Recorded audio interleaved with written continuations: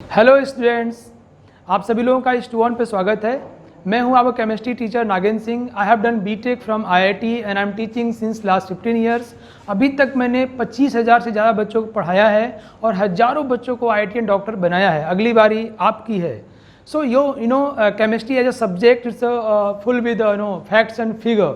तो कई बार लोग इसको रटते हैं और ये इनके लिए मुश्किल सब्जेक्ट बन जाता है, बट यहाँ पे आप कॉन्सेप्ट्स को समझेंगे, रियलाइज़ करेंगे और ये सब्जेक्ट आपके लिए बहुत ज़्यादा स्कोरिंग और रैंक प्रोड्यूसिंग होने वाला है। तो चलिए देखते हैं आज के लेक्चर में कैसे ये चीज़ें रियलाइज़ करते हैं हम। ओके बच्चों, पिछली क्लास में हमें पढ़ा था, ये कितना शानदार एक्सपेरिमेंट था ना, गाइगर मार्सडेन एक्सपेरिमेंट है ना, हेंस गाइगर अर्न्स्ट मार्सडेन।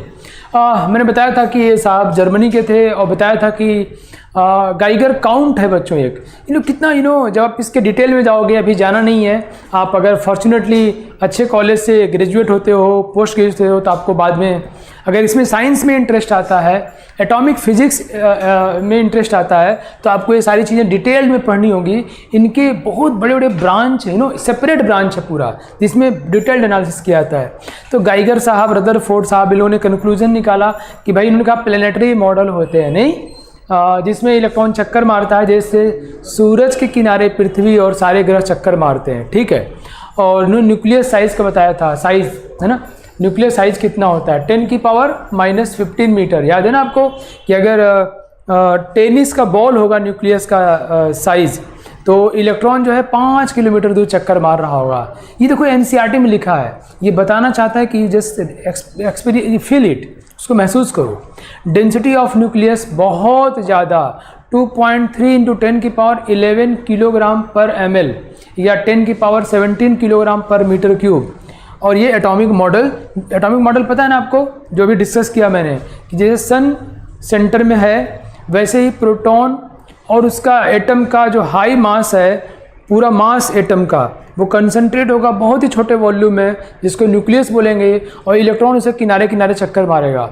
और इस तरह से चक्कर मारेगा कि जो फोर्स जो बाहर लगता है, क्या बोलते हैं उसको, सेंट्रीफ्यूगल फोर्स है ना, वो फोर्स, और जो अंदर लगता है, क्या बोलते हैं उसको, इलेक्ट्रोस्टैटिक फोर्स, दोनों ही बैलेंस हो जाएंगे। याद है आपको? डेफिनेटली याद होगा। कौन कौन सा फोर्स बताया बच्चों मैंने आपको, कि जो ये यहाँ पर मैं एक बार इसको मिटा देता हूँ पहले, ये कलर सही सेलेक्ट नहीं हुआ। तो बच्चों, अगर ये मेरा न्यूक्लियस है और इलेक्ट्रॉन बाहर चक्कर मारता है, मैंने देखा था कि इसके बाहर जो फोर्स होता है, कौन कितना होता है बच्चों, वो होता है mv²/r। mv²/r, ये बाहर फोर्स लगता है। और एक अंदर जो इलेक्ट्रोस्टैटिक फोर्स लगता है, वो कितना होता है, वो होता है k Q1 Q2/r²।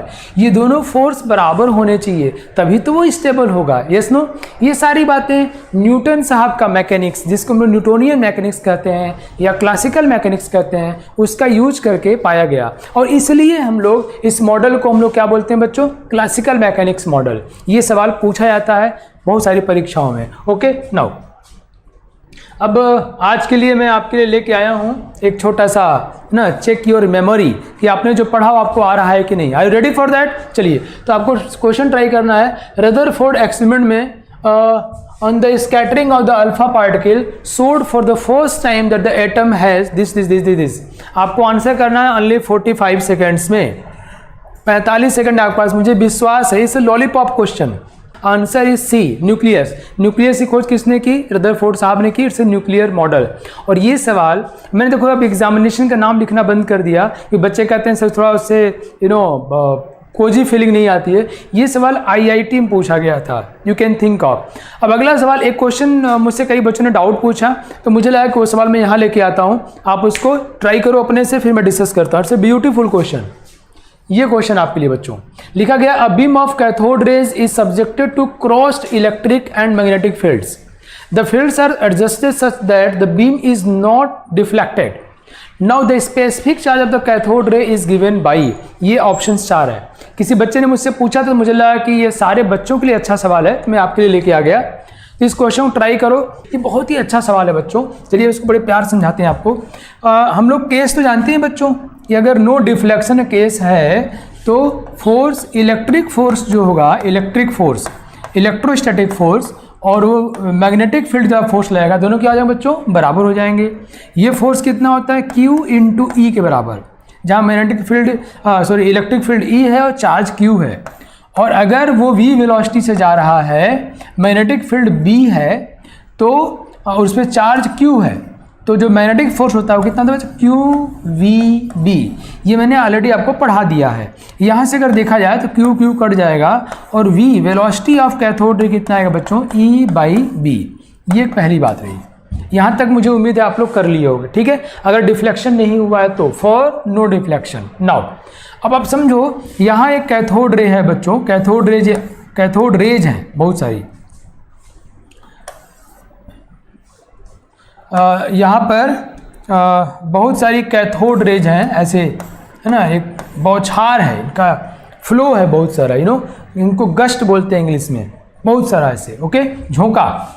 अब क्या हुआ है, यहाँ मान के चलो शुरू में जब ये ऑब्जर्वेशन ट्यूब में घुस रहा है तो शुरू में इसकी वेलोसिटी 0 है, या तो 0 मान लो या मान लो नेग्लेजिबल। अब कहोगे सर ऐसा क्यों माने, तो बच्चों इस जब हम लोग फिजिक्स या केमिस्ट्री या साइंस पढ़ते हैं तो बहुत सारी बातें हम महसूस करके चलते हैं कि अच्छा ये तो होना ही है, या मान के चलते हैं, और तभी हम आगे उसको सवाल को बढ़ा। कई बार ये वेलोसिटी जो इसको बहुत कम मानना है तो कम है इसलिए उसको महत्व तो नहीं दे रहे हैं या उसको 0 मान ले रहे हैं, ओके।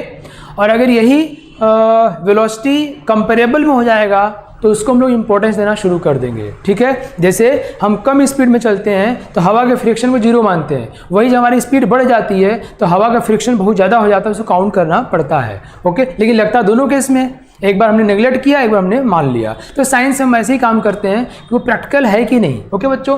तो इसकी वेलोसिटी को शुरू में 0 मान लो, यहाँ पोटेंशियल हमने V लगाया और ये डिफ्लेक्शन नहीं हो रहा, यहाँ तक आ गया, ओके बच्चों।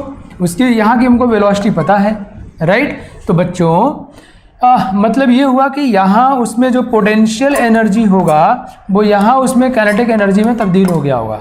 ये पोटेंशियल जो किसकी वजह से आया, इस इलेक्ट्रिक फील्ड की वजह से आया, जो पोटेंशियल V लगा है उसके ऊपर, ओके।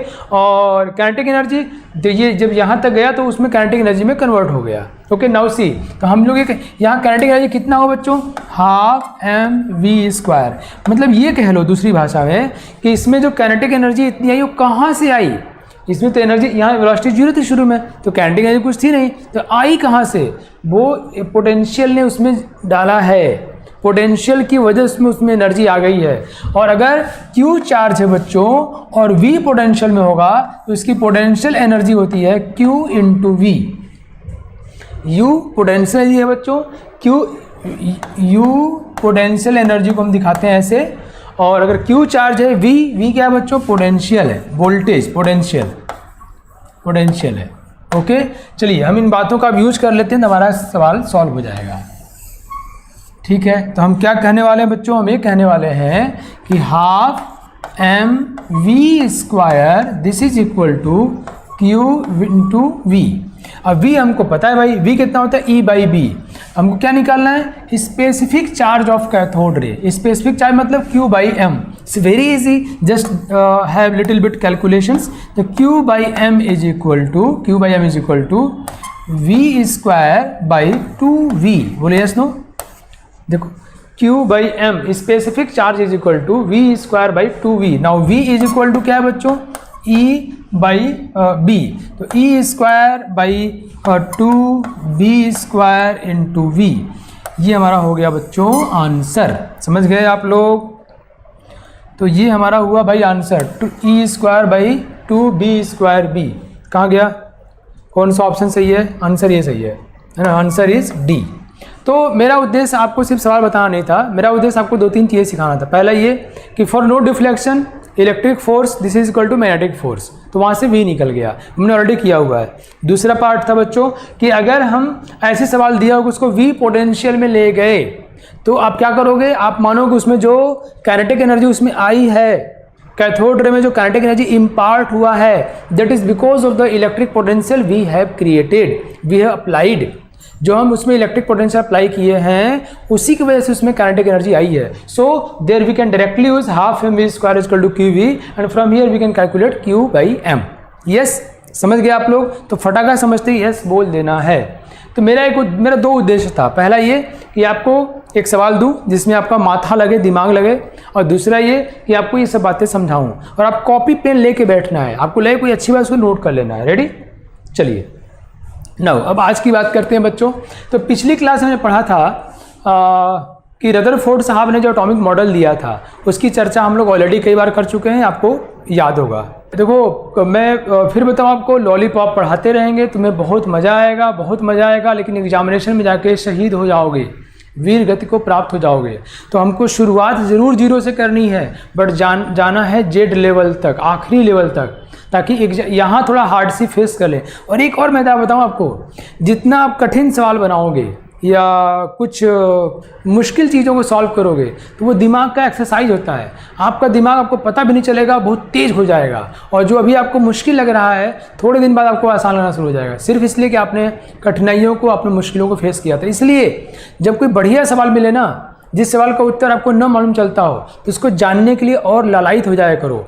वो सवाल आपको कुछ और बताना चाहता है, उसमें कुछ और खूबसूरत चीज़ है, तो ऐसे सोचोगे ना तो डेफिनेटली आप कुछ बड़ा करने वाले हो। चलो बच्चों, तो ये रदरफोर्ड साहब ने जो मॉडल दिया उसमें कुछ ड्रॉबैक तो मैं नहीं कह पाता हूँ, बट किताब में ड्रॉबैक ही लिखा है। मैं ऐसे कहता हूँ कि वो डेवलपमेंट, विकास की कड़ी है। रदरफोर्ड साहब ने, उनके पहले लोगों को पता नहीं था, बहुत सारी चीज़ें बताई, न्यूक्लियस के विषय में बताया, उसका डेंसिटी निकाला, साइज बताया, उसका मोशन बताया, लेकिन उनके मॉडल, अब देखो मान लो तुम्हारे पिताजी कहते हैं कि मेरा बच्चा बहुत तेज़ है और आप एग्जामिनेशन में अच्छा नहीं करते हो, बेटा बेटी जो भी है, तो आपके पिताजी जो थ्योरी बनाए हैं आपके लिए वो थ्योरी गलत है। ओके, दूसरी बात, आपके पिताजी कहते हैं कि मेरा बच्चा तेज़ है और आप फोड़ देते हो, तो आपके पिताजी जो कह रहे हैं वो सही है। मतलब थ्योरी सही है या गलत है, इसका जांच कैसे करते हैं, इसका वेरिफिकेशन कैसे होता है? एक्सपेरिमेंट से। ओके, तो बच्चों जो रदरफोर्ड साहब ने मॉडल दिया वो बहुत सारे एक्सपेरिमेंटल बातों को जस्टिफाई नहीं कर पाया, तो मतलब वो मॉडल सही नहीं है। तो फिर लोगों ने क्वेश्चन खड़ा किया, और जब कोई चीज़, मैंने कहा ना, जब कोई चीज़ नहीं आती है, कोई मुश्किल होता है, तो कुछ बहुत बड़ा हो जाता है। जो लोग उसके पीछे पड़े रहते हैं कि क्यों हुआ, कैसे हुआ, क्यों हुआ, कैसे हुआ, वो नया निकाल लेते हैं। तो बच्चों क्या क्या ड्रॉबैक रही? ड्रॉबैक 1, जो बात रदरफोर्ड के मॉडल से नहीं आया, उसमें पहली बात है इनका, आप बड़े सम्मान से इनका फ़ोटो देखिए, ये जेम्स क्लर्क मैक्सवेल साहब हैं, स्कॉटलैंड, जो ब्रिटेन, इंग्लैंड का पार्ट है बच्चों, नॉर्थ इंग्लैंड का। तो स्कॉटलैंड के रहने वाले थे, एडनबर्ग में इन्होंने पढ़ाई किया बचपन में, बाद में ये कैम्ब्रिज में शिफ्ट हो गए थे, इनकी पढ़ाई वहाँ से हुई।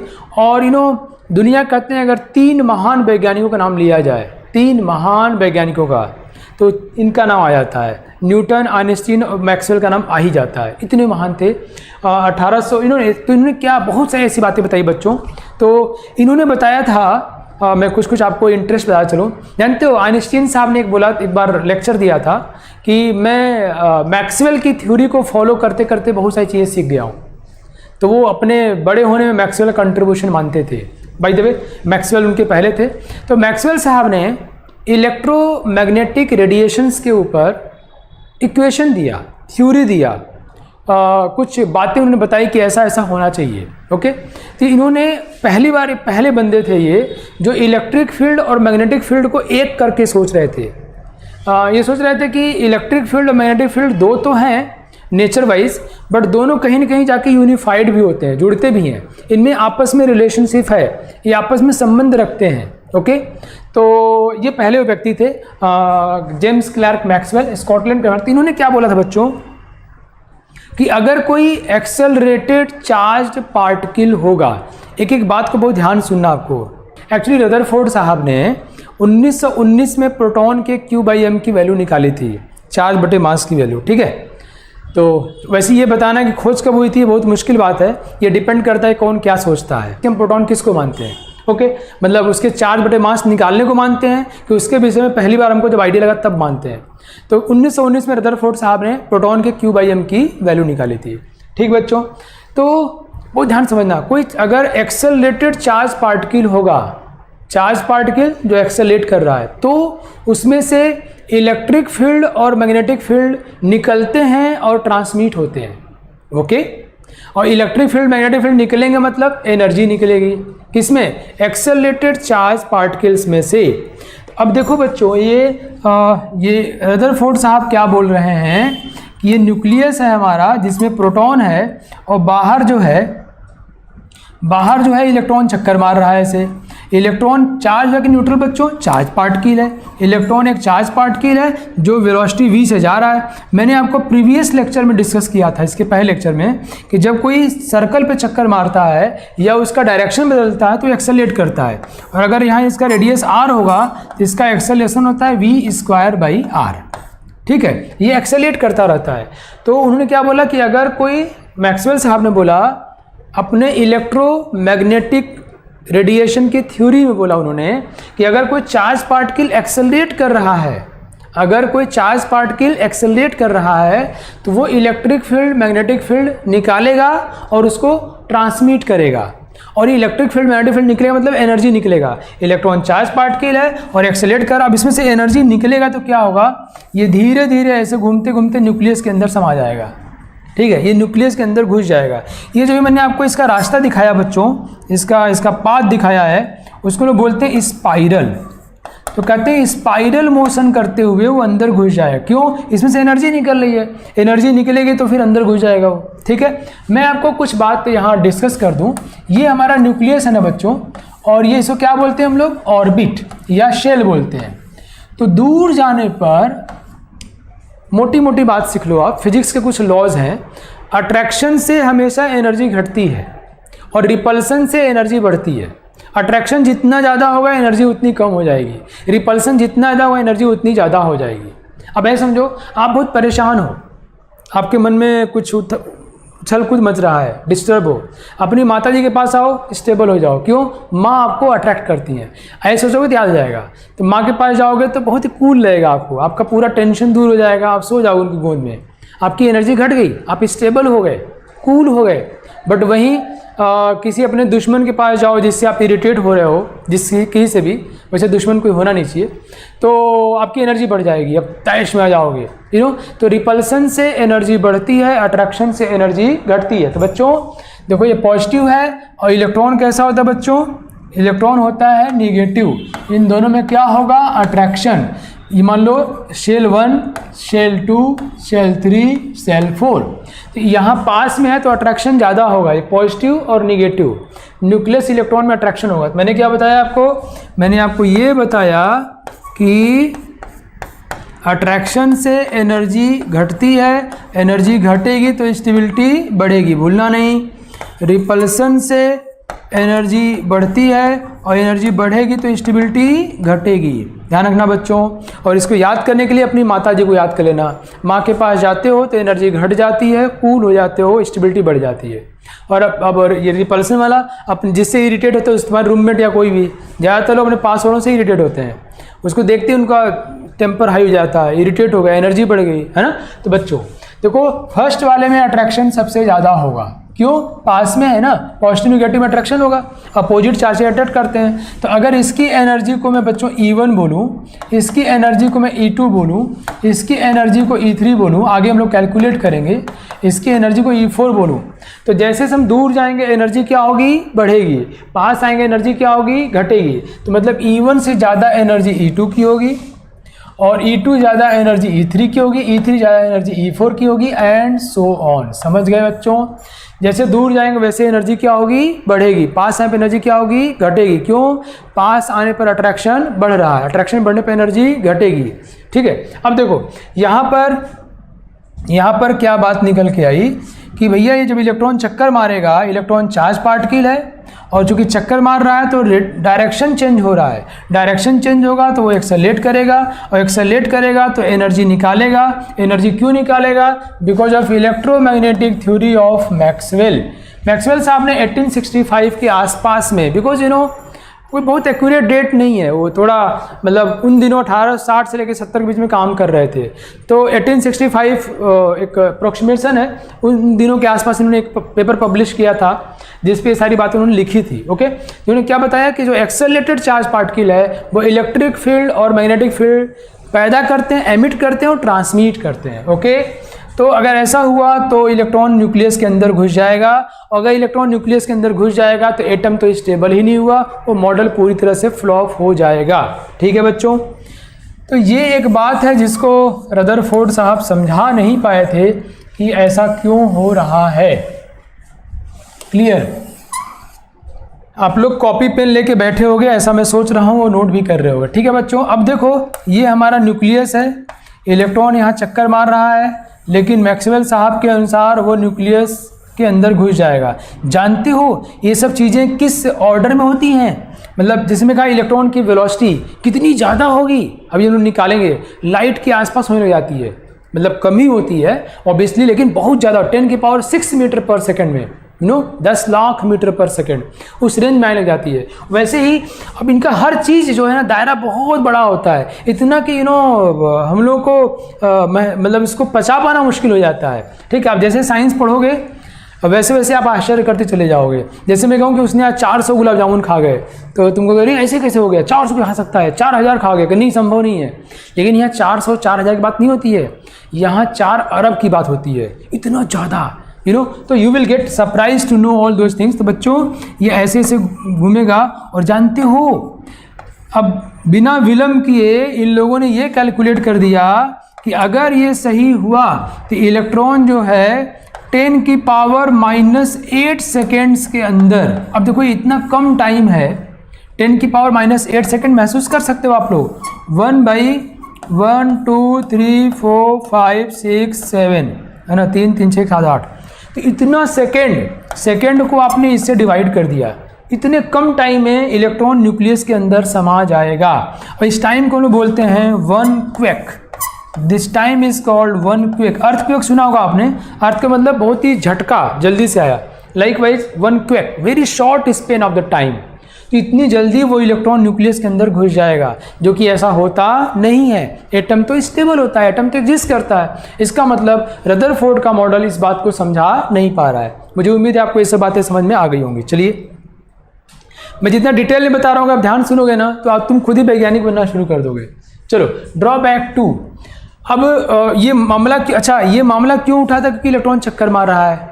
अब लोगों ने ये कहा बच्चों कि इलेक्ट्रॉन चक्कर मार रहा है, दिक्कत है, तो जो सोलर सिस्टम है जिसमें सन जो है, सूर्य जो है बीच में है और प्लैनेट्स चक्कर मार रहे हैं, अब इसको हम लोग ये प्लैनेट्स के चक्कर मारने को कंसीडर करके हम लोग इसकी सारी बातें निकालते हैं, इसका कितना दूरी पे है, कितनी वेलोसिटी, कि यहाँ गड़बड़ी क्यों नहीं हुई। कहते हैं भाई प्लैनेट्स जो होते हैं न्यूट्रल होते हैं, ये चार्ज थोड़े ना होते हैं, इसलिए यहाँ पे इलेक्ट्रोमैग्नेटिक रेडिएशंस नहीं निकलेंगे, यहाँ पे इलेक्ट्रिक फील्ड और मैग्नेटिक फील्ड नहीं निकलेगा। जबकि यहाँ पे इलेक्ट्रॉन चक्कर मारेगा तो यहाँ निकलेगा, क्या निकलेगा? इलेक्ट्रिक फील्ड और मैग्नेटिक फील्ड। समझ में आया क्या? ओके। तो लोगों ने कहा अच्छा इसके चक्कर मारने से दिक्कत है। ओ गॉड, तो ऐसा करो कि चक्कर ना मारे हो, स्टेशनरी मान लो। तो क्या अगर हम उसको स्टेशनरी मान लें तो क्या फ़र्क पड़ता है? लेट्स सी बच्चों, अगर हम लोग ये मान लें कि ये इलेक्ट्रॉन स्टेशनरी है, नहीं चक्कर मार रहे, यहीं पर है वो, तब क्या दिक्कत होगा? सॉरी मैं फिर उसको घुमा ही दिया, देखो हैबिट में आ गया ना, उसको घुमाना नहीं है, स्टेशनरी मान लिया। अब क्या दिक्कत हो? क्या अब देखो दिक्कत ये आएगी, अब प्रॉब्लम ये आएगी कि इलेक्ट्रॉन को न्यूक्लियस अपने अंदर खींच लेगा, क्योंकि अब ये अंदर वाला फोर्स तो लग रहा है और बाहर वाला फोर्स मतलब सेंट्रीफ्यूगल फोर्स ये क्या हो गया? जीरो हो गया। तो कहते खत्म ही हो गया, ये तो वेलोसिटी जीरो हो गई। तो कहीं इलेक्ट्रॉन न्यूक्लियस के अंदर घुस जाएगा, तो न्यूक्लियस के अंदर प्रोटॉन पहले से है, अब इलेक्ट्रॉन भी पहुंच गया, तो कहीं ये तो थॉमसन मॉडल बन जाएगा। थॉमसन मॉडल कहते हैं ये it's becomes miniature form of Thompson model, it becomes miniature form of Thomson's model. ये थॉमसन साहब के मॉडल क्यों? थॉमसन साहब क्या बोले थे कि वो पूरा पॉजिटिव का बना हुआ है, प्रोटॉन का बना हुआ है, उसमें इलेक्ट्रॉन एम्बेडेड है यूनिफॉर्मली, तो वैसे ही हो जाएगा कि ये भी गलत हुआ है। थॉमसन मॉडल गलत है, पहले ही प्रूफ हो चुका है, तो मामला ही खत्म। तो ये बात भी कि वेलोसिटी जीरो कर नहीं सकते, वेलोसिटी होगी तो भी गड़बड़ है ना हो। तीसरी बात मैंने कहा ना कि आप तेज हो ऐसा आपके पिताजी कहते हैं, लेकिन आपका रिजल्ट ही इस बात को वेरीफाई करता है। ओके, तो उन दिनों बच्चों एक एक्सपेरिमेंट हो रहा था, एटॉमिक स्पेक्ट्रम। ये क्या है इसको हम डिस्कस करेंगे अभी। जब एटम्स के ऊपर लाइट डाली जा रही थी, प्रकाश एटम के ऊपर, तो वो उसमें से जो किरणें निकल रही थी, कोई एटम है ना बच्चों, एटम के ऊपर जो है हम लोग जब लाइट डाल रहे थे और इससे जो वेवलेंथ किरणें निकल रही थी उनका जब हम लोग पिक्चर बना रहे थे, मैं बहुत मोटे मोटे भाषा में बात कर रहा हूँ, आगे इसको डिटेल में बात करना है, तो वो एक अलग तरह का एक पैटर्न दिखा रहा था। मतलब एटम के ऊपर लाइट डालने से, प्रकाश डालने से जो उसमें से रेडिएशंस निकलते हैं, उन रेडिएशंस को जो ड्रॉ करते हैं, जो पैटर्न मिलता है, वो पैटर्न रदरफोर्ड साहब समझा नहीं पाए थे। That is called atomic spectrum. तो एटॉमिक स्पेक्ट्रम रदरफोर्ड साहब का मॉडल हो गया फेल। घूम रहा है तो अंदर घुस जाएगा, वेलोसिटी जीरो किया तो अंदर घुस जाएगा, एटॉमिक स्पेक्ट्रम समझा नहीं पाया। ठीक है बच्चों, इन सारी बातों को समझते हुए अब हमें एक नए मॉडल की आवश्यकता पड़ी है। लेकिन नए मॉडल देने के पहले कहानी बननी शुरू हो जाती है। मैंने कहा ना कि जैसे मान लो आपको कोई क्वेश्चन नहीं आता आपको, तो क्वेश्चन का नहीं आना मतलब आपको वो कुछ सिखाने वाला है। कोई बात वैज्ञानिक को मालूम नहीं चली मतलब कुछ नई चीज़ होगी उसके पीछे। जब कोई सवाल आपको नहीं आता मतलब उस सवाल में कोई नई बात होगी। जब कोई गलती होती है मतलब नया चीज़ निकलने वाला है। Yes no. तो जैसे कोरोना वायरस आया तो हम नए प्लेटफॉर्म पे आ गए। सिमिलरली हमेशा जब कोई चीज़ गलत होता है तो कुछ नया निकल के आता है ना। तो अब लोगों ने सोचना शुरू किया, उसमें डेवलपमेंट बोर साहब का मॉडल आया बच्चों। बोर साहब अपना मॉडल लेके आए जो कि रदरफोर्ड के मॉडल में जो कमियां थी उसको दूर करने के लिए। लेकिन बोर साहब का मॉडल आने के पहले कुछ ऐसी चीज़ें हुई होंगी। पहले तो ये हो गया कि मॉडल ही गलत है, दिमाग चला गया तो फिर सही क्या है, क्यों ऐसा हो रहा है, क्या सही होगा, सोचना शुरू किया। और कुछ और बातें थी। उससे पहली बात बच्चों ये थी dual nature of electromagnetic radiation. इसका हम लोग बहुत डिटेल डिस्कस करेंगे। आपको इतना ज़्यादा डिस्कस करूँगा, मज़ा आ जाएगा, तुम झूम जाओगे। अगर आपके अंदर रियल साइंस होगा तो आपको मतलब ऐसा लगेगा गजब की चीज़ है यार ये। तो डुअल नेचर मतलब ये एक ऐसा चीज़ था जो बोर साहब को मॉडल बनाने में बहुत हेल्प किया, है ना। मतलब जो लाइट है वो उसमें पार्टिकल बिहेवियर भी है और वेव बिहेवियर भी है। जो इलेक्ट्रॉन है वो वेव भी है और पार्टिकल भी है। क्या होता है आपको डिस्कस करूंगा डिटेल में। इसको बोलते हैं डुअल नेचर। डुअल मतलब दो नेचर, दो तरह का बिहेवियर रखता है। ये सारी बातें उनको ट्रिगर की बोर साहब को एक नया मॉडल बनाने के लिए। और जो एटॉमिक स्पेक्ट्रा मिला था बच्चों, अभी हम जो चर्चा कर रहे थे एटॉमिक स्पेक्ट्रम की, वो जो मिला था वो भी बहुत हेल्प किया बोर साहब को कि अच्छा मतलब इस तरह का स्पेक्ट्रम मिल रहा है। मतलब मान लो कोई बच्चा है वो शुरू में अच्छा नहीं कर रहा है। कई बार ऐसा पेरेंट्स करते हैं, बच्चा अच्छा नहीं करता है तो पेरेंट्स सोचते हैं क्या किया जाए, तो वो बच्चे के साथ रहना शुरू कर देते हैं। अपना काम धाम छोड़ के उसकी मम्मी को भेज देते हैं चलो तुम साथ में रहो। मान लो बच्चा बहुत अच्छा कर गया तो मान लो कि बच्चा अकेले में डेविएट हो रहा था, मम्मी के साथ वो डायरेक्शन पकड़ लिया। मतलब ये जो एक ऑब्जर्वेशन है ये प्रूफ कर रहा है कि बच्चे का दिमाग कमज़ोर नहीं था, वो डेडिकेशन कमज़ोर नहीं था, बट वो अकेले में अपने आप को कंट्रोल नहीं कर पा रहा था। यस, सिमिलरली ये जो स्पेक्ट्रम मिल रहा था, जो बिहेवियर मिल रहे थे, जो पैटर्न मिल रहा था, वो बोर साहब को ये समझने में हेल्प किया कि अच्छा अंदर एटम कैसा होगा। राइट। तो ये दो बातें पहले कि दो डुअल बिहेवियर। डुअल मतलब दोनों बिहेवियर। कौन कौन सा? वेव, इसका डिटेल डिस्कशन बच्चों हम लोग करेंगे, और पार्टिकल बिहेवियर।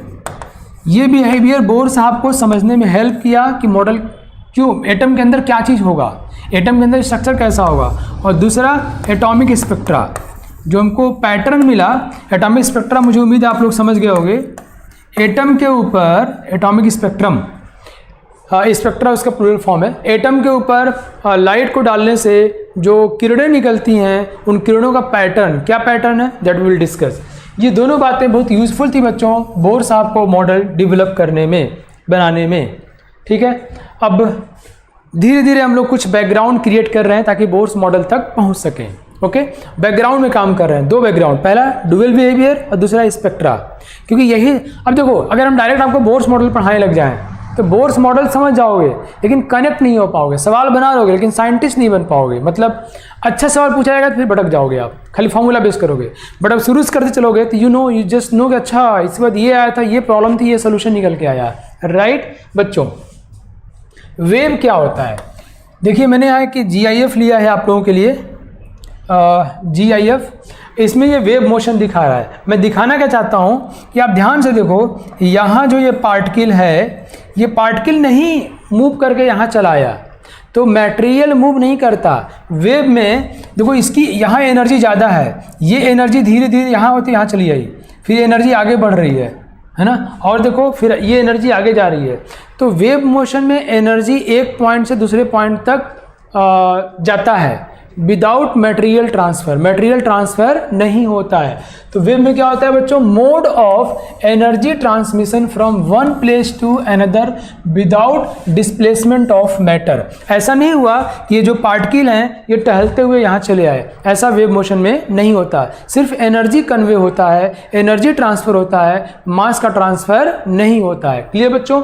और कुछ बातें और बता दूँ आपको मैं, जिसकी चर्चा हम लोग डिटेल में करने ही वाले हैं। बच्चों ये जो पीक पॉइंट होते हैं ना, इनको हम लोग बोलते हैं क्रेस्ट, क्रेस्ट बोलते हैं, CREST। पीक पॉइंट को हम लोग क्रेस्ट बोलते हैं। और जो बॉटम पॉइंट होते हैं ना, ये नीचे वाले, इनको हम लोग ट्रफ बोलते हैं, ट्रफ, TROUGH, ट्रफ। ओके, तो किसी वेव को अगर हमें दिखाना हो, मैं इसको ऐसे दिखा लेते हैं, नहीं, ओके। और ये देखो हमारा मिड पॉइंट हुआ, बीच का पॉइंट हुआ, तो ये क्या हुआ बच्चों हमारा, ये क्रेस्ट हो गया, क्रेस्ट जो टॉप मोस्ट पॉइंट है ना। और ये नीचे वाला क्या हुआ बच्चों, इसको हम क्या बोलते हैं, इसको ट्रफ बोलते हैं, TROUGH। ओके बच्चों, ये जो इसको ना, या इसको कह दो कि हाफ ऑफ द जो ये हाइट है, ये बेस लाइन से जो इसकी हाइट है, इसको बोलते हैं हम लोग एम्पलीट्यूड। एम्पलीट्यूड मैं भी डिटेल में डिस्कस करने वाला हूँ आपको, एम्पलीट्यूड। तो एम्पलीट्यूड क्या होता है, जो बेस लाइन है, जो ये यू कैन से half of the height of the wave और बॉटम ऑफ द वेव, यहाँ से इसकी ऊंचाई, गहराई या ऊंचाई है ना, इसको हम क्या बोलते हैं, एम्पलीट्यूड। जैसे कोई धनुष हो, उस धनुष से ऐसे खींचा जाए, तो जो वहाँ से यहाँ तक की जो दूरी होती है ना, इसको हम क्या बोलते हैं बच्चों, एम्पलीट्यूड। ठीक है। एक और बताऊँ आपको, जितना ज़्यादा खींचते हैं ना हम लोग, उतना दूर तक तीर जाता है, मतलब उसमें उतनी ज़्यादा एनर्जी स्टोर हो जाती है। उसी तरीके से आपको सोचना है कि एम्पलीट्यूड, इसको ए से डिनोट करते हैं बच्चों, एम्पलीट्यूड जितना ज़्यादा होगा एनर्जी उतनी ज़्यादा हो जाती है। किसमें, इस वेव में।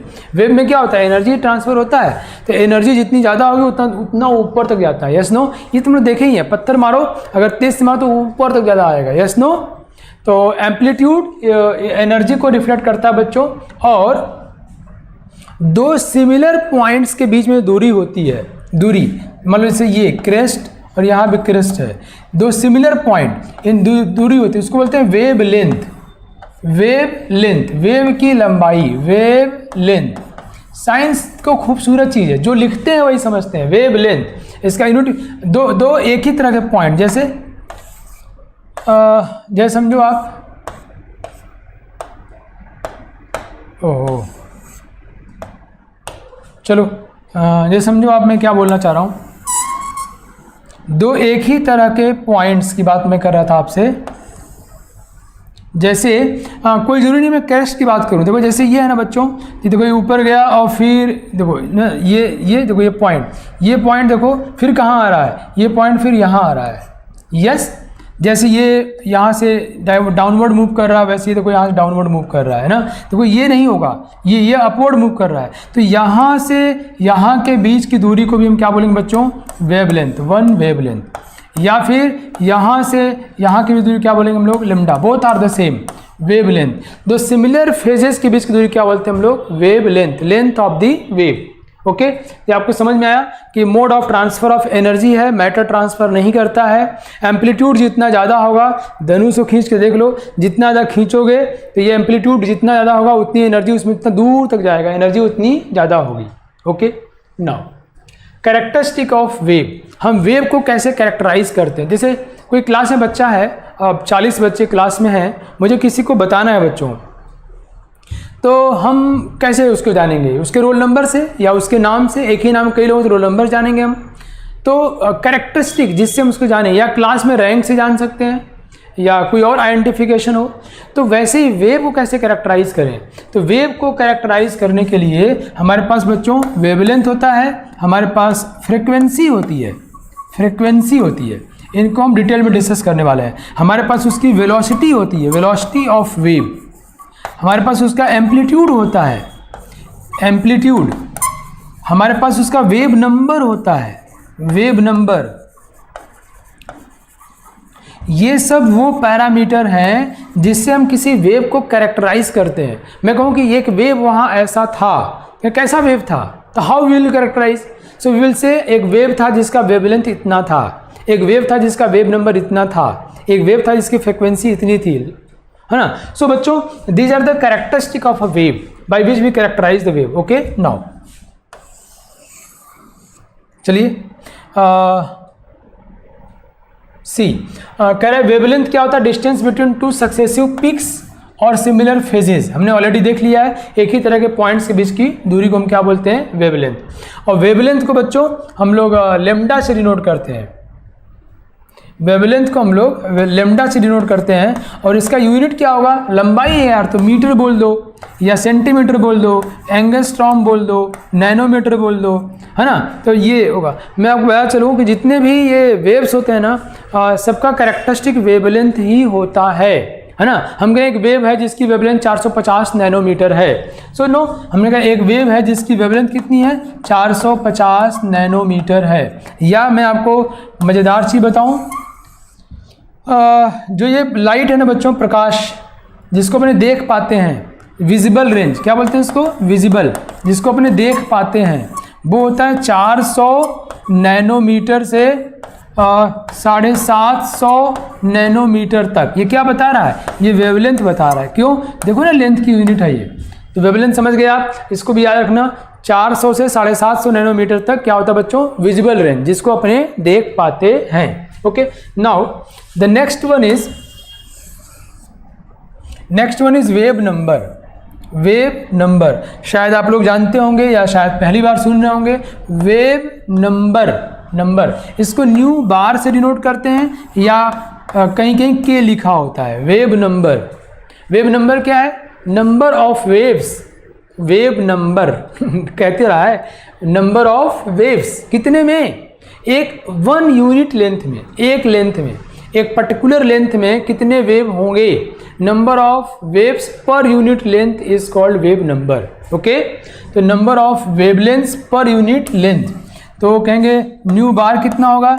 जैसे बच्चों सोचो, मैं कहूँ कि मैं एक स्टेप में, एक कदम में, एक कदम क्या बोलते हैं? Trade, TRED।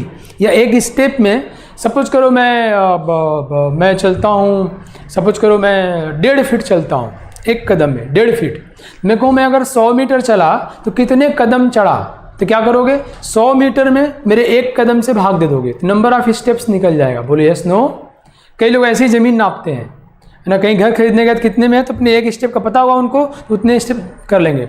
वैसे ही अगर एक वेवलेंथ की लंबाई लेम्डा है, हमको पता करना है कि एक लेंथ में, 1 यूनिट लेंथ में कितने वेवलेंथ होंगे, तो 1 बाई लेम्डा, 1 लेंथ में कितने वेवलेंथ होंगे। तो बच्चों क्या हो जाएगा? K = 1 by lambda. ओके, अब देखो ये तो लेम्डा से भाग दे रहे हो, लेम्डा यहाँ पे है, तो क्या आएगा इसका यूनिट? पर मीटर, या पर सेंटीमीटर, या पर एंगस्ट्रॉम, या व्हाट्सएवर। ओके बच्चों, जो यूनिट होगी, ठीक है। तो आपने वेव नंबर समझ लिया, आपने वेवलेंथ समझ लिया। नेक्स्ट देखो, फ्रिक्वेंसी क्या है? फ्रिक्वेंसी को हम लोग आवृत्ति बोलते हैं ना हिंदी में, रिपीटिशन। रिपीटिशन, जैसे मैं अपने हाथों को ऐसे से कर रहा हूँ, देखो मैं यहाँ गया, यहाँ से फिर यहाँ आया, फिर यहाँ पहुँच गया, इट्स 1 साइकिल। ये मतलब मैं ऐसे से कर रहा हूँ, तो यहाँ फिर आया, फिर यहाँ चला, it's 1 cycle, 2 cycle, 3 cycle, 4 cycle. तो 1 सेकंड में कितनी बार कर लूँगा, या 1 मिनट में कितनी बार कर लूँगा? बट यहाँ यूनिट 1 सेकंड में होता है, क्योंकि वो ऐसा ही यूनिट है। तो number of cycles, number of repetition, number of पुनरावृत्ति इन 1 सेकेंड, है ना। 1 सेकेंड में कितनी बार चीज़ों को हम रिपीट मार रहे हैं, इट इज़ कॉल्ड फ्रिक्वेंसी। कहते हैं भैया आप जो है अपना केमिस्ट्री, फिजिक्स, मैथ्स को रिवीजन करते हो, तो इसका फ्रिक्वेंसी क्या है? कितने दिन में रिवीजन करते हो? क्या मैं हफ्ते में 2 बार कर लेता हूँ, या महीने में 3 बार कर लेता हूँ, व्हाट्सएवर। तो फ्रिक्वेंसी मतलब number of repetition per unit time, पर सेकेंड, इज कॉल्ड फ्रिक्वेंसी। तो जिसकी स्पीड जितनी ज़्यादा होगी, है ना, तो उतना, जिसकी स्पीड जितनी ज़्यादा होगी उतना उसका फ्रिक्वेंसी क्या होगा? ज़्यादा होगा। मतलब कोई चक्कर मारा वैसे, तो उसकी स्पीड बढ़ाएंगे, स्पीड बढ़ाएंगे तो फ्रिक्वेंसी बढ़ जाएगी। ओके, एक और चीज़, तो फ्रिक्वेंसी क्या है बच्चों? Number of cycles per second. है ना, साइकिल्स, या number of waves pass through a point पर सेकेंड। वो ध्यान समझना, जैसे मैं बच्चों इस पॉइंट पे देखूँ, इस पॉइंट पर, तो ये वेव ऐसे ऐसे जा रहा है, रस्सी ऐसे जा रही है, तुम देख रहे होगे। तो अब आपको मालूम है ना कि यहाँ से लेके यहाँ तक ये 1 वेव हुआ है ना, पता है ना आपको मैं क्या दिखा रहा हूँ, ये कितना हुआ, ये 1 वेव हुआ, 1 वेव लिम्डा। तो इस पॉइंट पर 1 सेकंड में कितनी वेव निकल गई, मतलब इसकी लंबाई जो भी आ जाए, 400 नैनोमीटर आया, तो 1 सेकंड में जितना गया तो 400 नैनोमीटर से भाग दो तो कितना वेव गया। तो इस पॉइंट से, किसी भी पॉइंट से 1 सेकंड में कितने वेव निकल गए, तो number of waves pass through a point पर सेकेंड। या ये चक्कर जो मार रहे हैं बच्चों, तो रिपीटिशन ही तो हो रहा है, यहाँ भी क्या हो रहा है, रिपीटिशन ही तो हो रहा है। तो वो एक चीज़ 1 सेकंड में कितनी बार रिपीट कर रही है, 1 सेकंड में, है ना। तो बच्चों मैं आपको बता चलूँ मज़ेदार बात एक मैं आपको समझाता चलूँ 2 मज़ेदार बातें। जैसे सपोज करो कि ये मेरा मार्कर है, मैं इसको यहाँ लेके जाऊँ फिर यहाँ लेके आऊँ, यहाँ लेके जाऊँ, यहाँ लेके आऊँ इसी स्पीड से, तो ये कितने चक्कर पर सेकंड करेगा, मैं तेज़ कर रहा हूँ। तो किस पर डिपेंड करता है, वेलोसिटी पर। किस पर, वेलोसिटी पर। मतलब क्या बोलेंगे कि frequency is directly proportional to velocity. Velocity जितना ज़्यादा होगा फ्रीक्वेंसी उतनी ज़्यादा होगी। दूसरी बात सुनो, मैं मान लो वेलोसिटी कांस्टेंट रख रहा हूँ, एक साथ हम सारी चीज़ों को वेरी करके नहीं अध्ययन करते, नई चीज़ें कॉम्प्लेक्स हो जाती हैं, ठीक है। तो मान लो मैंने वेलोसिटी कांस्टेंट रखा, ऐसे से कर रहा हूँ, ये यहाँ से यहाँ गया और फिर लौट के आया, ये एक वेव हुआ, 1 वेवलेंथ हुआ, 1 साइकिल हुआ, यस नो, यहाँ से यहाँ गया फिर आया। अब मैं अगर वेवलेंथ को बड़ा कर दूँ, दूर से लेके जाऊँ, वेलोसिटी वही रखूँ, तब नंबर ऑफ साइकिल क्या हो जाएगा, कम हो जाएगा, बोले यस नो। अगर मैं और पास कर दूँ, वेवलेंथ छोटा हो गया, वेवलेंथ मतलब यहाँ से यहाँ गया और फिर चला आया, इट्स 1 वेव, आपको दिखाई तो पड़ रहा होगा, है ना बच्चों। और ये दूर कर दिया मैंने, वेवलेंथ ज़्यादा हो गया, तो अब वेलोसिटी उतनी ही रखो, तब रिपीट करने में टाइम ज़्यादा लगेगा, पास कर दो रिपीट टाइम कम लगेगा। तो मतलब वेवलेंथ जितना ज़्यादा होगा फ्रिक्वेंसी उतनी कम हो जाएगी। तो बच्चों frequency is inversely proportional to wavelength. बच्चों सिर्फ याद नहीं करना, याद करना साइंस नहीं है, याद करने से बहुत अच्छे सवाल नहीं बनते और मेन मौके पर आदमी फ्लॉप हो जाता है एग्जामिनेशन हॉल में। मैं जैसे बता रहा हूँ, शुरू में कंटेंट पढ़ो, बहुत डूब के पढ़ो, और ईश्वर ने पूरा समय दिया है डूबने के लिए, कोई समय कमी नहीं है, ठीक है। तो टाइम अगर हम लोग शुरू में लेते हैं तो बाकी जल्दी जल्दी हो जाता है। फ्रिक्वेंसी का यूनिट बच्चों हर्ट्ज है, जो एक जर्मनी के फिजिक्स के विद्वान थे, ये मतलब उनके कंटेम्प्रेरी थे, उन्हीं के टाइम के थे, मैक्सवेल साहब के।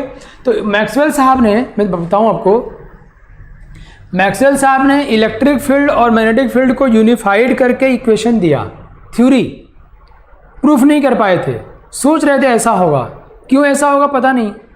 ये हेनरिक हर्ट्ज साहब, हेनरिक रुडोल्फ हर्ट्ज, ये जर्मनी के एक फिजिक्स के विद्वान थे, इन्होंने उसको वेरीफाई किया, उन्होंने इसको प्रूफ किया, तो इनका बड़ा नाम है। और इनके सम्मान में फ्रिक्वेंसी की यूनिट को हम लोग बच्चों हर्ट्ज बोलते हैं।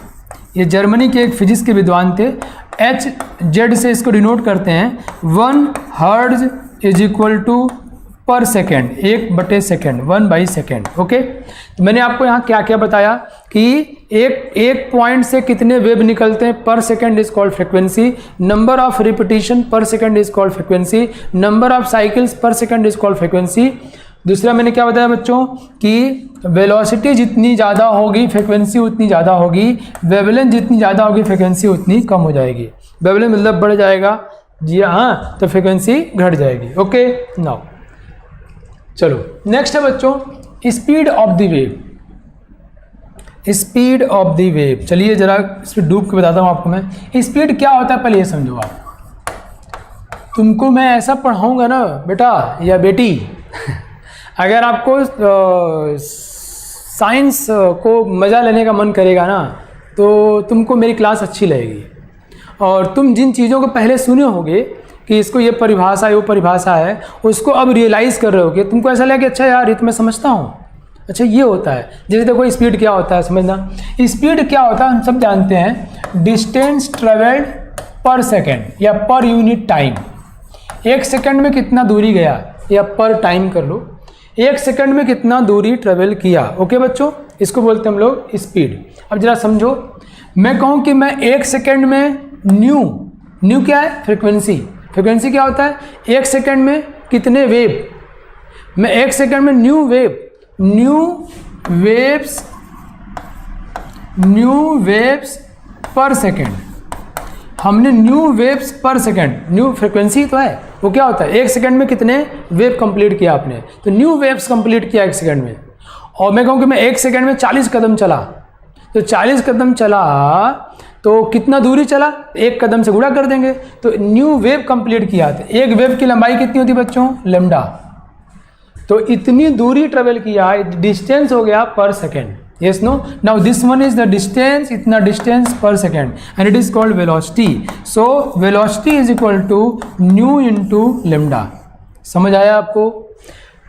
स्पीड क्या होता है? Distance travelled by time taken. इसको मुझे वेलोसिटी नहीं बल्कि स्पीड बोलना चाहिए, बट फिजिक्स के अलावा जहाँ भी हम लोग यूज़ करते हैं ना, तो दोनों को एक ही तरह समझते हैं बच्चों, राइट? तो बच्चों जब हम लोग स्पीड और वेलोसिटी को एक ही समझते हैं फिजिक्स के अलावा, फिजिक्स में तो डिफरेंस है ना, स्पीड में डायरेक्शन नहीं होता जबकि वेलोसिटी में डायरेक्शन कंसीडर करते हैं हम लोग। तो बच्चों स्पीड क्या है? कितना डिस्टेंस ट्रेवल किया हमने पर सेकेंड, और डिस्टेंस फ्रीक्वेंसी क्या है? इतना वेव पर सेकेंड, एक वेव की लंबाई लेमडा, तो न्यू इंटू लेमडा, तो speed is equal to nu into lambda, frequency into wavelength is equal to speed हो जाएगा, ठीक है? तो और आपको बताऊँ मैं, जो इलेक्ट्रोमैग्नेटिक रेडिएशंस होती हैं, ये क्या होती हैं यार? वही जो मैक्सवेल साहब ने इसके विषय में बात किया था, जिसके विषय में चर्चा हम लोग करेंगे डिटेल में, वही यार जिसमें इलेक्ट्रिक फील्ड मैग्नेटिक फील्ड दोनों होता है, वही भाई जो एक्सेलरेटेड चार्ज पार्टिकल एमिट करते हैं, तो उनकी जानते हैं स्पीड कितनी होती है? लाइट के बराबर। सारे इलेक्ट्रोमैग्नेटिक रेडिएशंस की स्पीड लाइट के बराबर होती है। बल्कि मैं ये बोलूँ कि जो प्रकाश है ना, सनलाइट, वो भी एक तरह का इलेक्ट्रोमैग्नेटिक रेडिएशन ही है। इलेक्ट्रोमैग्नेटिक और बहुत ज़्यादा होते हैं, वो उसका एक छोटा सा हिस्सा है, ओके? तो उनकी स्पीड होती है बच्चों एग्जैक्टली, तो ये है ना 2.997925 इंटू 10 की पावर 8 मीटर पर सेकेंड। मैंने कहा ना, यहाँ सारी चीज़ें बहुत बड़ी है, बहुत छोटी होती हैं, मतलब वो रियल लाइफ में बहुत कंपैरिजन नहीं कर पाते हम। तो 2.997925 इंटू 10 की पावर 8 मीटर पर सेकेंड, और नो, तो एक बात ध्यान रखो, सारे इलेक्ट्रोमैग्नेटिक रेडिएशंस की स्पीड लाइट के बराबर होती है, और इसलिए लाइट की मतलब सी इज इक्वल टू किसके लिए? फॉर इलेक्ट्रोमैग्नेटिक रेडिएशन, सभी के लिए क्या होता है बच्चों? Speed is equal to nu into lambda. Speed कितना है? सी, लाइट के बराबर, न्यू इंटू लेमडा। तो इलेक्ट्रोमैग्नेटिक रेडिएशंस के लिए जो उसका न्यू इंटू लेमडा होगा वो सी के बराबर होगा। सी मतलब 3 इंटू 10 की पावर 8। समझ गए आप लोग? बहुत अच्छे। नाउ एम्पलीट्यूड के विषय मैंने ब्रीफली तो आपको डिस्कस किया ही है ना? मैंने बताया था आपको कि एम्पलीट्यूड क्या था? Maximum distance from mid point of the crest. मैं इसको फिर से एक बार आपके लिए लिख दे रहा हूँ, मुझे वैसे उम्मीद तो है कि आपको पता है। इस दूरी को हम लोग क्या बोलते हैं बच्चों? एम्पलीट्यूड। इसको क्या बोलते हैं? एम्पलीट्यूड। ये क्रेस्ट है, ये ट्रफ है, और हमने बताया था आपको कि energy is directly proportional to amplitude. जितना धनुष को खींचोगे एम्पलीट्यूड बढ़ जाएगा, उसमें एनर्जी आ जाएगी, ठीक है? नेक्स्ट बच्चों टाइम पीरियड। टाइम पीरियड क्या चीज़ होता है? Let's see. टाइम पीरियड मतलब एक वेवलेंथ पूरा होने में कितना समय लेगा? एक वेवलेंथ, ठीक है? तो एक से आपको पता है कि एक nu waves are completed in 1 second. Yes no? Nu, हमको क्या पता करना बच्चों? टाइम निकालना है कि एक वेवलेंथ पूरा होने में टाइम कितना लगता है। टाइम पीरियड क्या है? Time required for completion of 1 oscillation और 1 वेव। एक वेव कंप्लीट होने में कितना समय लगता है वो अपने को बताना है बच्चों। तो 1 सेकेंड में न्यू वेव कंप्लीट होते हैं, है ना? तो एक वेव कंप्लीट होने में कितना टाइम लगेगा? 1 बाई न्यू। तो time period is equal to 1 by nu. Time period is equal to 1 by nu. समझ गए ना भैया? 1 सेकेंड में न्यू वेव्स कंप्लीट होते हैं। न्यू कोई पूछे फ्रिक्वेंसी क्या है? तो 1 सेकेंड में जितने वेव कंप्लीट होते हैं न्यू। तो भैया एक वेव कितने टाइम में होगा? 1 by new. It's time period. मुझे उम्मीद है आपको ये सारी बातें समझ में आ गई। चलिए आगे बढ़ते हैं हम लोग। बच्चों ये wave nature of the electromagnetic radiation. मैं आपको पहले ये बता दूं कि जो इलेक्ट्रोमैग्नेटिक रेडिएशंस होती हैं, तो मैक्सवेल साहब, मैंने कहा ना कि दुनिया में अगर 3 महान वैज्ञानिकों का नाम लिया जाए तो इसमें एक नाम किसका होगा? मैक्सवेल का। बाकी 2 कौन से? न्यूटन और आइंस्टीन, फिजिक्स के क्षेत्र में। तो मैक्सवेल साहब ने इलेक्ट्रोमैग्नेटिक रेडिएशन के ऊपर थ्योरी दिया। ये पहले पर्सन जिन्होंने यूनिफाइड किया, लेकिन ये उसके वेव नेचर को बताए। कौन से नेचर को? वेव नेचर को, कि वो वेव होता है। ओके, तो वेव, अच्छा वेव क्या होता है? वेव का वेवलेंथ हमने देखा, वेव की फ्रिक्वेंसी देखी, वेव का वेव नंबर देखा, वेव का टाइम पीरियड हमने देखा, एम्पलीट्यूड देखा। मैंने इसीलिए ये सब बातें पहले डिस्कस कर दिया कि अब मैं वेव बोलूँगा तो यू विल जस्ट अंडरस्टैंड। हमने ये देखा कि वेव जो है मास मूव नहीं करता, energy, mode of transfer of energy, not displacement of the mass. Now बच्चों, wave nature of the electromagnetic radiation. तो 1850 में, फिर थोड़ा हिस्ट्री में चलते हैं हम लोग, ये पूरा चैप्टर ही बहुत शानदार है। 1850 में फिजिक्स के जो विद्वान लोग थे, ये फिजिक्स की बातें बार बार हम इसलिए कर रहे हैं कि ये चैप्टर आपको 12th में फिजिक्स से ही पढ़ना पड़ेगा, और IIT में जाते हो या हायर स्टडीज़ करते हो, MIT हो, यहाँ भी जाते हो आप, तो एटॉमिक फिजिक्स नाम से अलग से डिपार्टमेंट है बच्चों। तो 1850 में फिजिक्स के विद्वान लोग इस पर पूरा माथापच्ची कर रहे थे, और सालों साल माथापच्ची कर रहे थे कि यार ये जो हॉट बॉडीज होती हैं, जो गर्म कर देते हैं, तो किस तरह की रेडिएशंस निकालती हैं, या वो किस तरह की रेडिएशंस को लेती हैं। तो रेडिएशन एब्जॉर्ब और एमिटेड, तो अभी मैं एमिटेड की बात करता हूँ। उनसे जो रेडिएशंस निकलती है वो कैसी होती हैं, उनके जो वो क्या होता है, उनमें वो क्या चीज़ होती हैं। अगर वो वेव होती होंगी तो उनका वेवलेंथ क्या होता होगा, उनका कैरेक्टरिस्टिक क्या होता होगा। इन सब बातों को लोग बहुत ज़्यादा माथापच्ची कर रहे थे, बहुत बड़े बड़े विद्वान। 1850 में लोगों को समझ में नहीं आया। उन दिनों लोग उन जो वेव्स निकल रहे थे गर्म बॉडी से, उनका नाम दिया थर्मल रेडिएशन। हॉट बॉडी से जो वेव निकल रहे थे, और वही खोजते खोजते बच्चों हम लोग एटम के स्ट्रक्चर जान गए। वही खोजते खोजते हम लोग बहुत सारी फिजिक्स में थ्योरी निकाल लिए। तो बच्चों ये बहुत बड़ा करामात हुआ है। उनको थर्मल रेडिएशन बोलते थे, बाद में उनको इलेक्ट्रोमैग्नेटिक रेडिएशन बोला गया, मैक्सवेल साहब ने बोला।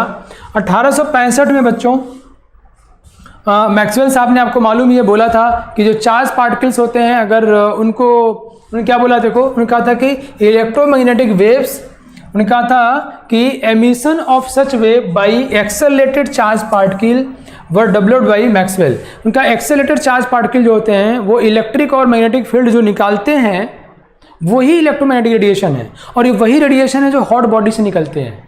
ओके, इनके कुछ कैरेक्टरिस्टिक और भी हैं, इनको मैं डिस्कस करता हूँ आपसे। चलिए देखो, न्यूटन साहब मानते थे बच्चों कि लाइट पार्टिकल होती है। अब ये पार्टिकल कहाँ से आ गया? लाइट को हम क्या बोलते हैं? Electromagnetic radiation. और न्यूटन साहब मैक्सवेल के पहले थे, वो क्या बोले थे? लाइट क्या होता है? पार्टिकल। और उस पार्टिकल का नाम दिया उन्होंने कोपासेल। और कोपासेल मतलब लाइक कोई चीज़ जो पार्टिकल हो, जिसको छोटा स्मॉल लेवल पे, नहीं, corpuscle, CORPUSCLES। Okay, corpuscle particle. तो न्यूटन बोलते थे लाइट क्या है? पार्टिकल। अब मैक्सवेल साहब, न्यूटन को काटना ये बच्चों खेल तो है नहीं यार, तो बहुत मुश्किल काम था, बट इन्होंने कहा कि ये सब इलेक्ट्रोमैग्नेटिक रेडिएशंस हैं और इनमें वेव नेचर है, इनमें वेव के गुण होते हैं। ठीक है, इन्होंने, मैं पहले ब्रीफ करता हूँ आपको। इन्होंने बोला कि ये जो इलेक्ट्रोमैग्नेटिक रेडिएशंस होती हैं, ये इनमें 2 कंपोनेंट होता है, इलेक्ट्रिक फील्ड और मैग्नेटिक फील्ड। इसमें 2 चीज़ें होती हैं, इलेक्ट्रिक फील्ड, मैग्नेटिक फील्ड, और ये दोनों एक दूसरे के परपेंडिकुलर होती हैं। और इन दोनों की, इलेक्ट्रिक फील्ड, मैग्नेटिक फील्ड की, जो कि सारी इलेक्ट्रोमैग्नेटिक रेडिएशंस में होती हैं। फिर से बोलता हूँ, अब कोई पूछे आपसे इलेक्ट्रोमैग्नेटिक रेडिएशन होता क्या चीज़ है, तो बच्चों अभी के लिए आप ये समझो कि गर्म बॉडी से जो डिफरेंट जो रेडिएशंस किरणें निकलती हैं, जो एनर्जी निकलती है गर्म बॉडी से, हॉट बॉडी से। हॉट बॉडी कौन है? हम हॉट बॉडी हैं, आप भी हॉट बॉडी हैं, और ये भी हॉट बॉडी है। अभी इसके टेम्परेचर, इसमें कोई रेडिएशंस निकल रही है, वो रेडिएशंस हम देख पा रहे हैं, नहीं देख पा रहे हैं, अलग की बात है। इस पे भी हम लोग चर्चा करेंगे, क्योंकि हम लोग सारे रेडिएशंस को देख नहीं सकते। हमारे देखने, सुनने, सूंघने सबकी एक लिमिटेशन है बच्चों। ओके, तो जो भी गर्म बॉडी होती है, कोई भी बॉडी जो किसी पर्टिकुलर टेम्परेचर पे गर्म बॉडी है, उससे हमेशा रेडिएशन निकलती ही है। वो रेडिएशन इलेक्ट्रोमैग्नेटिक रेडिएशंस होती हैं। उनमें अब वो क्या होती हैं, उनमें इलेक्ट्रिक फील्ड होता है, उनमें मैग्नेटिक फील्ड होता है और वो मूव करती रहती हैं, प्रोपोगेट करती हैं। रेडिएशन किसको बोलते हैं? रेडिएशन वो होते हैं बच्चों जो वैक्यूम में भी चल सकें, जिनको चलने के लिए मीडियम की ज़रूरत ना पड़े। जैसे साउंड रेडिएशन नहीं है, साउंड को चलने के लिए हवा की ज़रूरत पड़ेगी। अगर हमारे आपके बीच में ये मतलब आप वहाँ खड़े हो मैं यहाँ खड़ा हूँ, बीच में वैक्यूम क्रिएट कर देंगे या कोई मीडियम नहीं होगा तो मेरी आवाज़ आप तक नहीं जाएगी। तो साउंड रेडिएशन नहीं है। लाइट रेडिएशन है, लाइट सूरज से यहाँ वैक्यूम में भी आ सकता है, आता ही है, बहुत सारी जगह पे खाली जगह होगा, विरल होगा। तो मैंने क्या बताया आपको, इलेक्ट्रोमैग्नेटिक रेडिएशंस वो होते हैं जिनमें इलेक्ट्रिक फील्ड होता है, मैग्नेटिक फील्ड होता है। पहली बात, दो कंपोनेंट, दोनों एक दूसरे के परपेंडिकुलर होते हैं। दूसरी बात मैं वीडियो समझाऊंगा आपको। तीसरी बात, ये लाइट के स्पीड से मूव करते हैं, ठीक है। चौथी बात, इलेक्ट्रिक फील्ड और मैग्नेटिक फील्ड जो होते हैं बच्चों, ये इनकी वेवलेंथ, इनकी फ्रिक्वेंसी, इनका एम्पलीट्यूड सब कुछ सेम होता है, सिर्फ अलग अलग होता है इनका प्लेन।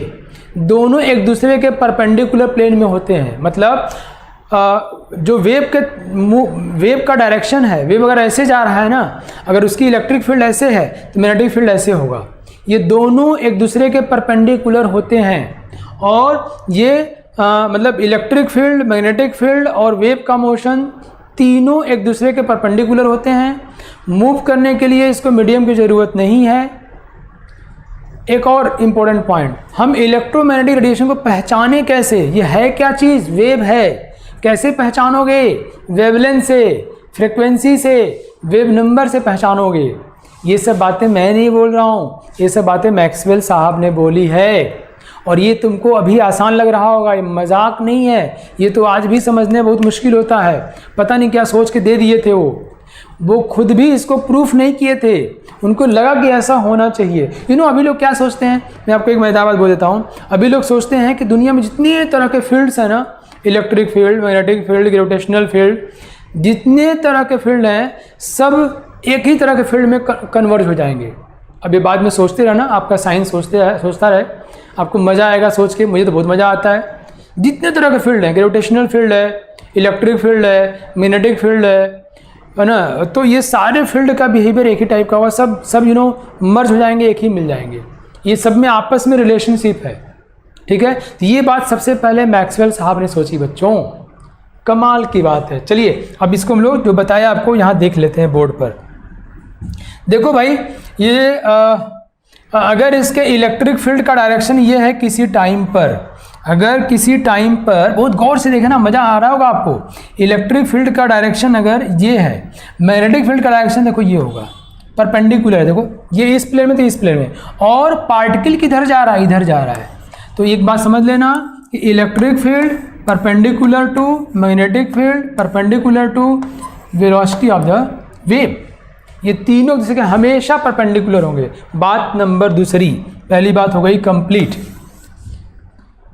ये देखो यहाँ पर दिखाया भी गया है कि इलेक्ट्रिक फील्ड, डायरेक्शन और मैग्नेटिक फील्ड, ठीक है। बात नंबर दूसरी, इसका जो वेवलेंथ होगा एग्जैक्टली उतना ही वेवलेंथ इसका भी होगा। जितना वेवलेंथ इलेक्ट्रिक फील्ड का होगा उतना ही वेवलेंथ मैग्नेटिक फील्ड का भी होगा। ये होना ही है, इनका वेवलेंथ, एम्पलीट्यूड, फ्रिक्वेंसी सब कुछ सेम होगा बच्चों, ठीक है। तो Maxwell reveals the light waves are associated with, Maxwell ने सबसे पहले बताया था, मैंने आपको बताया ही कि लाइट जो है इलेक्ट्रोमैग्नेटिक रेडिएशन है, ठीक है। ये सबसे पहले मैक्सवेल ने बताया था, जबकि न्यूटन साहब उनको पार्टिकल बोले थे, ठीक है बच्चों। Maxwell's theory of electromagnetic radiations, अब इसको जल्दी जल्दी देख लेते हैं, मैं आपको पहले पढ़ा चुका हूँ। इन्होंने कहा कि electromagnetic radiations are energy in the form of wave. Electromagnetic radiation से बच्चों एनर्जी का ट्रांसमिशन होता है, एनर्जी निकलती है। हमने बताया था आपको रदरफोर्ड मॉडल में कि इसमें एनर्जी निकलती है और ट्रांसमिट होती है, किसके फॉर्म में? वेव के फॉर्म में। इसमें मैटर डिस्प्लेस नहीं होता है, ये साउंड वेव की तरह इसको मूव करने के लिए मीडियम की ज़रूरत नहीं पड़ती, वैक्यूम में जा सकता है, पढ़ चुके हम लोग। ऑसिलेटिंग इलेक्ट्रिक फील्ड और मैग्नेटिक फील्ड, इसमें इलेक्ट्रिक फील्ड और मैग्नेटिक फील्ड बच्चों पैदा होता रहता है, और दोनों से क्या होते हैं बच्चों? परपेंडिकुलर होते हैं, राइट। देखो यहाँ परपेंडिकुलर साफ साफ दिखाया गया है, ठीक है। ये बच्चों को समझाना थोड़ा मुश्किल होता है, बट यहाँ आपको साफ साफ दिखाई पड़ रहा होगा। ठीक है, इसमें दो कंपोनेंट हैं, इलेक्ट्रिक फील्ड और मैग्नेटिक फील्ड का। दोनों के सेम वेवलेंथ, फ्रिक्वेंसी, स्पीड और एम्पलीट्यूड सब कुछ सेम होगा। कंपोनेंट्स एक दूसरे के परपेंडिकुलर होते हैं। ठीक है बच्चों, चलिए next, light is electromagnetic radiation, उसका स्पीड, वेलोसिटी और लाइट के लिए nu lambda is equal to C हो जाएगा। ठीक बच्चों, नेक्स्ट है हमारा, it is now established that, ये एस्टेब्लिश्ड है बच्चों कि इलेक्ट्रोमैग्नेटिक रेडिएशंस जो होते हैं, हाँ अब इलेक्ट्रो एक बहुत इंपॉर्टेंट पॉइंट छूट गया जो मैं आपको पढ़ा चुका हूँ, लेकिन फिर से आपके दिमाग में डाल देता हूँ कि इलेक्ट्रोमैग्नेटिक रेडिएशन की पहचान कैसी हो।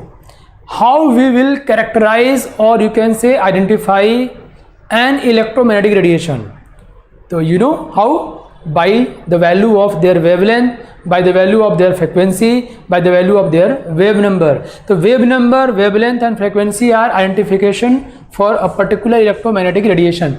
तो लिखा गया है कि इलेक्ट्रोमैग्नेटिक रेडिएशंस हैं, डिफर करते हैं एक दूसरे से वेवलेंथ या फ्रिक्वेंसी में। ओके बच्चों, तो अलग अलग फ्रिक्वेंसी के लिए, अलग अलग वेवलेंथ के लिए अलग अलग इलेक्ट्रोमैग्नेटिक रेडिएशंस होंगी। आपको कुछ नाम पता होगा, रडार में यूज़ करते हैं रेडियो, 100.6 मेगा हर्ट्ज पे विविध भारती आता है, नहीं बच्चों, 100.6 मेगा हर्ट्ज, वही हेनरिक हर्ट्ज साहब हैं यार, जिन्होंने इलेक्ट्रोमैग्नेटिक थ्योरी को वेरीफाई किया था, जर्मनी के विद्वान हेनरिक रूडोल्फ हर्ट्ज साहब।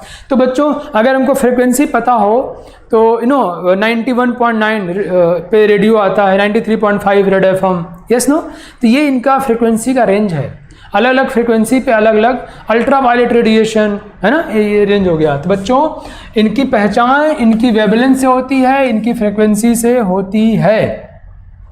तो वो एनसीईआरटी में से वैल्यू दिया, आपको याद करना पड़ेगा। रेडियो की फ्रिक्वेंसी जो होती है 10⁶ के रेंज में होती है। जो रेडियो चलते हैं 10⁶ मतलब मेगा हर्ट्ज।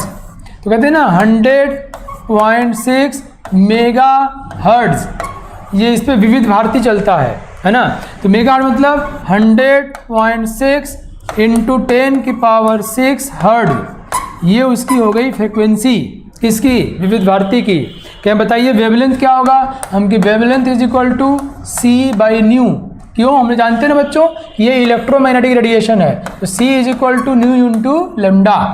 क्या वेवलेंथ बताओ, wavelength is equal to c कितना है, 3 into 10⁸ metre per second divided by ये कर देंगे क्या, फ्रिक्वेंसी 100.6 इंटू 10⁶। समझ में आया आपको, ये हर्ट्ज मतलब पर सेकेंड, ये पर सेकेंड कट जाएगा, आंसर आएगा मीटर में। तो बच्चों मैंने आपको ये बताया कि ये इलेक्ट्रोमैग्नेटिक रेडिएशन की पहचान उनके वेवलेंथ से होती है या उनके फ्रिक्वेंसी से होती है। ठीक है, जैसे विविध भारती का 100.6 मेगा हर्ट्ज है, मेगा मतलब मेगा मतलब मिलियन, 10⁶, ये हो गया। अब फ्रिक्वेंसी दिया है, वेवलेंथ निकालना, c/ν कर लेके निकल जाएगा। क्लियर, तो ये आपको वैल्यू याद करना पड़ेगा, है ना। माइक्रोवेव जो कि रडार में यूज होता है 10⁻10 एग्जामिनेशंस में पूछे गए हैं, एनसीईआरटी से उठा के मैंने रखा है। मैंने यहाँ बहुत सारी बातें एनसीईआरटी सीधे यूज कर लिया है। इंफ्रारेड रीजन बच्चों जो हीटिंग के काम में आता है, चीज़ों गर्म करने के काम में आता है, 10⁻13 हर्ट्ज। देखो फ्रिक्वेंसी इससे क्या हुई, बढ़ गई, इससे क्या हुई, बहुत ज़्यादा, 10⁻7 टाइम्स। तो फ्रिक्वेंसी ज़्यादा होगी तो एनर्जी क्या होगी, ज़्यादा होगी। ये सब डिस्कस करेंगे हम लोग। अल्ट्रा वायलेट रेडिएशन बहुत ज़्यादा इनकी एनर्जी होती है, कैंसर आंसर कर देते हैं, सनलाइट में होता है 10⁻16। विजिबल लाइट बच्चों अभी बताया मैंने आपको 400 नैनोमीटर से 750 नैनोमीटर, क्या है इसका वेवलेंथ है। ओके, ये इसका वेवलेंथ दिया हुआ है, ये वैल्यू आपको याद करना होगा। कर लोगे ना बच्चों। मैक्सवेल साहब ने तो उनके पहले जो ये हीट रेडिएशंस निकल रहे थे, थर्मल रेडिएशंस, उनके बिहेवियर को ऑब्जर्व किया और बहुत ही क्लासिकल मैकेनिक्स का बहुत ही मुश्किल एक्सप्रेशन यूज करके वो इस निष्कर्ष पर पहुंचे थे थियोरेटिकली कि ये इलेक्ट्रिक फील्ड मैग्नेटिक फील्ड होते हैं और परपेंडिकुलर होते हैं। ओके, थियोरेटिकली मैक्सवेल साहब हीटिंग रेडिएशंस को ऑब्जर्व करते, उनके बिहेवियर को ऑब्जर्व करके पहुंचे थे। बाद में हेनरिक रूडोल्फ हर्ट्ज साहब वेरीफाई किए उसको एक्सपेरिमेंटल तरीके से। चलो बच्चों, ये देखो मैंने कहा ना कि इलेक्ट्रोमैग्नेटिक रेडिएशन की पहचान उनकी वेवलेंथ से होती है या उनकी फ्रिक्वेंसी से होती है। ये पूरा एक रेंज लिया गया है। ऊपर देखो ये वेवलेंथ है वेवलेंथ कम होगी गामा तो एनर्जी ज़्यादा होगी, ये ध्यान रखना। हमने भी क्या पढ़ाया था आपको याद है बच्चों? मैंने आपको बताया था कि frequency is directly proportional to velocity, याद है? And frequency is inversely proportional to wavelength, याद है बच्चों?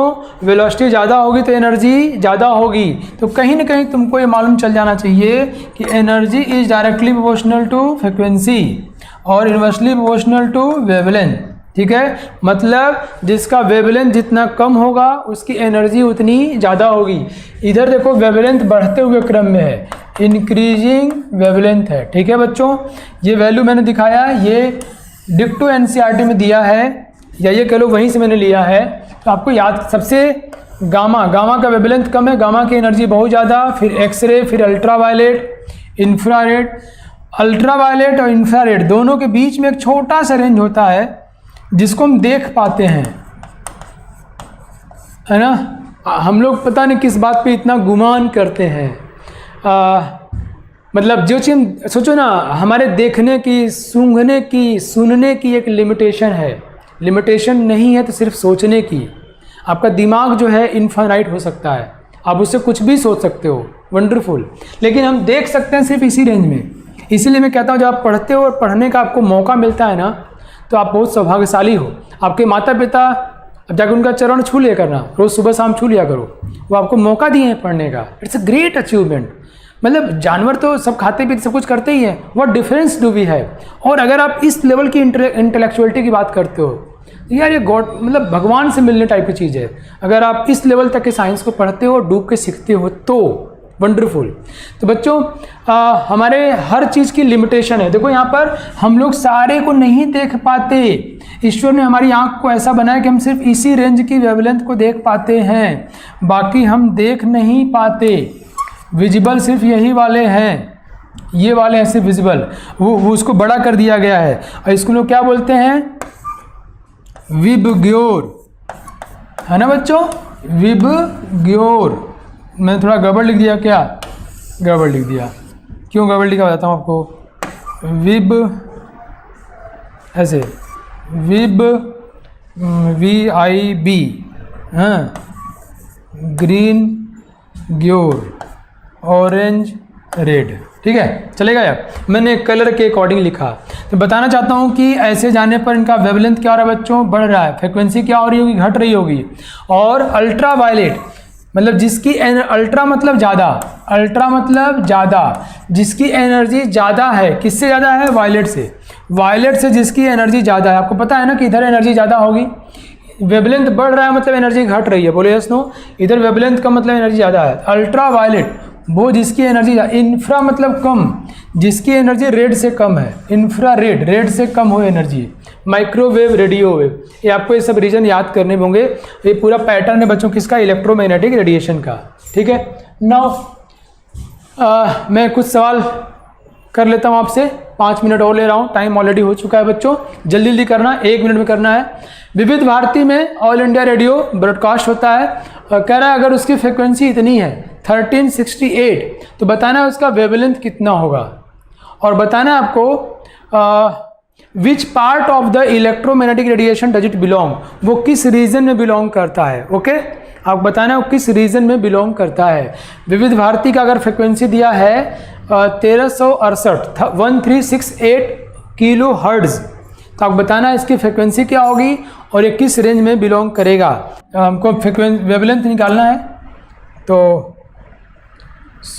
Calculate the wavelength. Wavelength is equal to C by nu. Here we will use बच्चों C is equal to 3 × 10⁸ metre per second. Now frequency is equal to 1368 kilo means 10⁻3, hertz means बच्चों per second. पर second कर देंगे अपने, तो ये पर second cancel out हो जाएगा, ये कट गया, आंसर मीटर में आ जाएगा। और कैलकुलेट कर लेंगे अपने इसको, बड़े आसानी से कर लिया होगा आप लोगों ने। और बहुत बिल्कुल जाहिर सी बात है कि रेडियो वेव में ही आएगा, क्योंकि इसको रेडियो के लोग यूज करते हैं। ओके, बहुत अच्छे बच्चों, चलिए एक सवाल और कर लेते हैं, फिर ये the wavelength range of the visible spectrum is इतना टू इतना, express this wavelength in terms of frequency. मुझे उम्मीद है कर लोगे।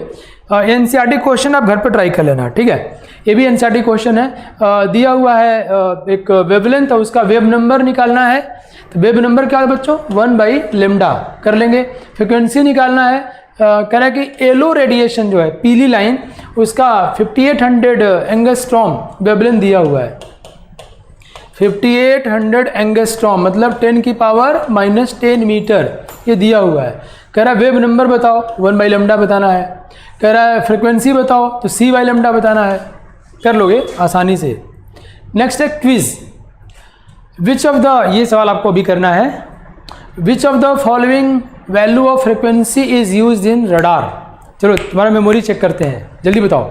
इनमें से कौन सा रेंज जो है रडार में यूज होता है। रडार तो बचपन सुनते हैं हम लोग, तो रडार में कौन सा वाला यूज होता है, जल्दी बताओ तो, डू फास्ट। आप लोग बहुत अच्छे बच्चे हो, तो आंसर इज 10⁻10 हर्ट्ज। आपको शायद इसी बहाने याद भी हो जाएगा जिनका गलत हुआ होगा। सो बहुत अच्छे बच्चों, मुझे उम्मीद है कि आज की क्लास आपको अच्छी लगी होगी। आज मैंने हिस्टोरिकली और चीज़ों को कनेक्ट करने की कोशिश किया। नेक्स्ट क्लास में मैं आपको बोर्स मॉडल के पास ले चलूँगा। अभी बोर्स मॉडल की चर्चा हम लोग नहीं करेंगे।